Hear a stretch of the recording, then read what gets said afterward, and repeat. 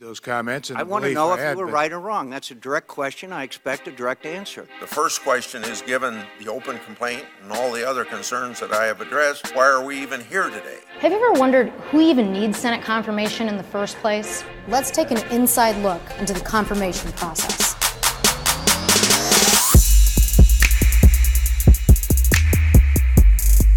You have to go back to the beginning. Have to go to the Constitution, 1789, Article 2, Section 2, Clause 2. And it says, shall nominate, and by and with the advice and consent of the Senate, shall appoint ambassadors, other public ministers and consuls, judges of the Supreme Court, and all other officers of the United States. Donald Trump has announced a slew of top cabinet nominations, from his Treasury Secretary to his Attorney General.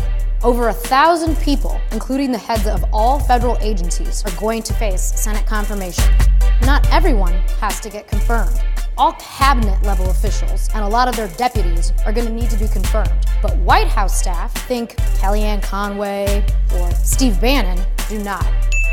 the best way to think about Senate confirmation is through a series of steps.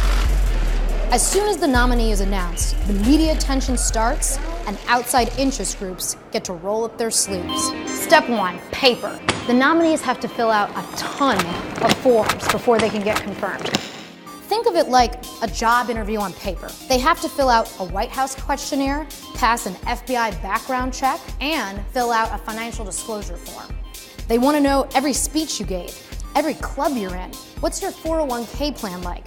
Did you ever have a DUI in college? I don't know if I'm supposed to ask you this. Did Auburn win? I got clobbered. Step number 2, the photo op. Here's where you get to make your debut as the nominee. When I called you, you were on the road. I was so glad you pulled over. Step 3, the hearings. Remember Clarence Thomas? This is a circus. The nominee is on the hot seat for hours.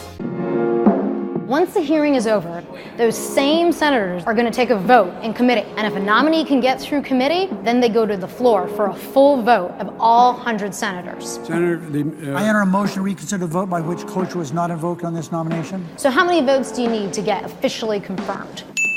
51 is all it takes. Supreme Court, though, is different. You still need 60. Given the Republicans have 52 seats in the Senate, you might think Trump's nominees are a shoo-in. Senate confirmation hasn't always been that easy. I take this obligation freely. Dick Cheney was President George H.W. Bush's second pick for defense secretary. Bush's original pick was former Senator John Tower of Texas, but the Senate rejected his nomination in 1989. No public figure in my memory has been subjected to such a far-reaching, thorough investigation. You can pretty much guarantee that the Senate confirmation hearings on Trump's nominees are going to dominate the news cycle for a while. And maybe you won't stay awake the whole time, but at least now you know how they work.